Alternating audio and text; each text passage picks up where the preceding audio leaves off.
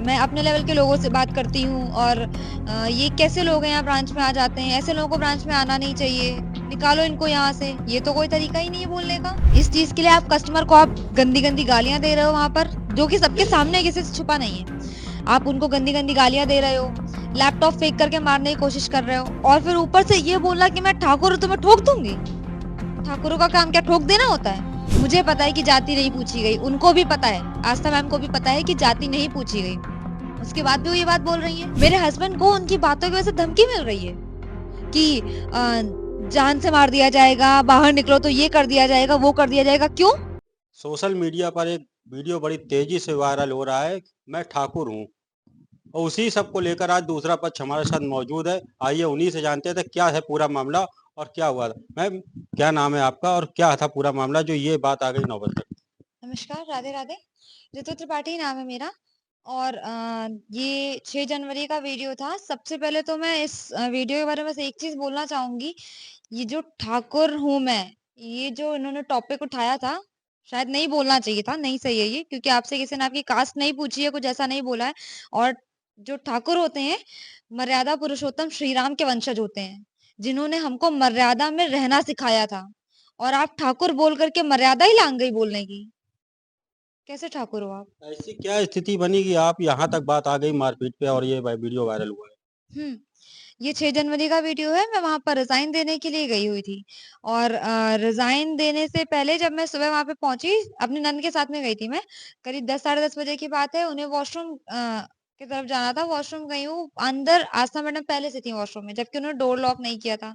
हालाँकि ये उनकी गलती है, उन्हें खुद से सोचना चाहिए कि अगर आप अंदर हो तो डोर लॉक करना चाहिए, कॉमन सेंस है ये।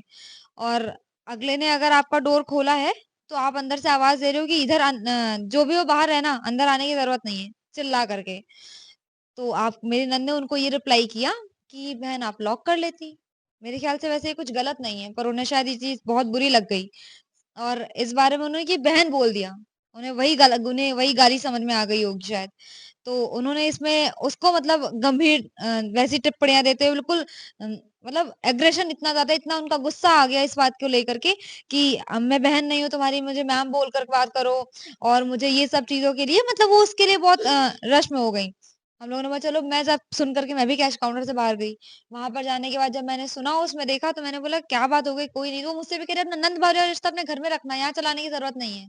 हालाँकि नंद भाभी का रिश्ता वहाँ उनसे कोई निभाने नहीं गया था, इसकी ज़रूरत नहीं है यहाँ पे किसी को। और दूसरी चीज़, जब वहाँ पे ब्रांच मैनेजर भी आए, वो भी उनको लेकर के गए वहाँ से, चलो हटाओ। हम लोग सोचा जो अवॉइड करते हैं इनको, कोई बहस करने की ज़रूरत नहीं है। वहाँ से निकल कर के आ गए, मेरी नंद वहाँ पर बैठी थी, सामने जो कस्टमर सीट्स होती हैं वहाँ पर बैंक में।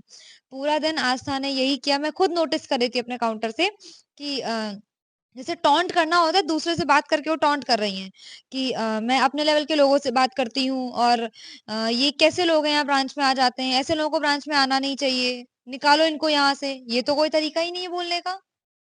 फिर ये सब चीज़ों के बाद में जब चीज़ें और एक्सीड करती गईं, मेरा टाइम उसके बाद भी ओवर होता गया। हाँ, मेरे मेरे फास्ट भी थी, मैंने कुछ खाया-पिया भी नहीं था। मुझे उसके बाद जब मैंने अपने हस्बैंड को कॉल किया 3:30 से जब ऊपर हो, तब मैंने अपने हस्बैंड को कॉल किया, मैंने उनको सारी बातें बताई। इसलिए वो 3:30 से 4 बजे के बीच में तब वहाँ पर ब्रांच में आए थे, और ब्रांच में आते ही उन्होंने अपनी बहन से पूछा था। आस्था से कोई सवाल नहीं किया था। उन्होंने अपनी बहन से ये बात पूछी कि क्या बात हो गई थी? अगर कोई दिक्कत थी तो एक बार तुम 100 नंबर में कॉल करती, महिला पुलिस लाइन आकर के वो तुम्हारी हेल्प करती। मेरे ख्याल से ये बोलना, अपनी बहन को सलाह देना किसी के लिए धमकी नहीं है। दूसरी चीज़, उसके बाद उन्होंने शिवम, एक एम्प्लॉयी है वहाँ पर, उनसे बोला कि भाई क्या बात हो गई थी? सीधी सी बस यही पूछा था और कुछ नहीं है। इस बात पे अगले ने जवाब दिया, उससे पहले आपको आस्था मैडम आकर के वहाँ पर मतलब बहुत चिल्ला करके जिस तरीके से बोलने लगी, वो वीडियो फिर सबके सामने है। उन्होंने ये बोला कि बोल मैंने बोला था, क्या कर लेगा तू मेरा? क्या आप खुद बताइए, क्या ये सही तरीका है किसी एम्प्लॉयी से, किसी एम्प्लॉयी की फैमिली से या किसी कस्टमर से बात करने का? वो कह रही हैं, उन्होंने एक और आरोप लगाया है कि जिससे उनकी बहस हो रही है, वो कोई ग्राहक नहीं है उस बैंक का। वो वहीं पर मतलब काम करने वाली एक लेडीज़ का, यानी कि मेरे हस्बैंड से बात हो रही है। वो मेरे हस्बैंड से भी बात कर रही थी और उस बैंक के कस्टमर से भी बात कर रही थी। वो यहाँ पर मेरे हस्बैंड वहाँ पर अकाउंट होल्डर भी हैं, मैं अकाउंट नंबर उनका शो भी कर सकती हूँ। ये शायद उनकी जानकारी में नहीं था, उनको पहले पूरी जानकारी ले लेनी चाहिए थी। प्लस इस चीज़ के लिए आप कस्टमर को आप गंदी-गंदी गालियाँ दे रहे हो वहाँ पर, जो कि सबके सामने है, किसी से छुपा नहीं है। आप उनको गंदी-गंदी गालियाँ दे रहे हो, लैपटॉप फेंक करके मारने की कोशिश कर रहे हो और फिर ऊपर से ये बोला कि मैं ठाकुर हूँ तो मैं ठोक दूँगी। ठाकुरों का काम क्या ठोक देना होता है?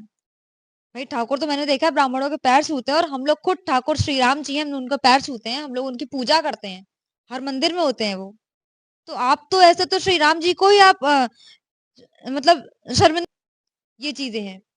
मेन विवाद इससे हुआ था और ऐसा कोई भी रीज़न नहीं था कि उनसे कोई जाति पूछी गई हो, उनसे ये बातें पूछी गई हो और मैं फिर इस चैनल के माध्यम से भी मैं यही बोलना चाहूँगी कि जो लड़की कैमरे के सामने हुई वारदात में भी साफ झूठ बोल सकती है, जब मुझे पता है कि जाति नहीं पूछी गई, उनको भी पता है, आस्था मैम को भी पता है कि जाति नहीं पूछी गई, उसके बाद भी वो ये बात बोल रही हैं।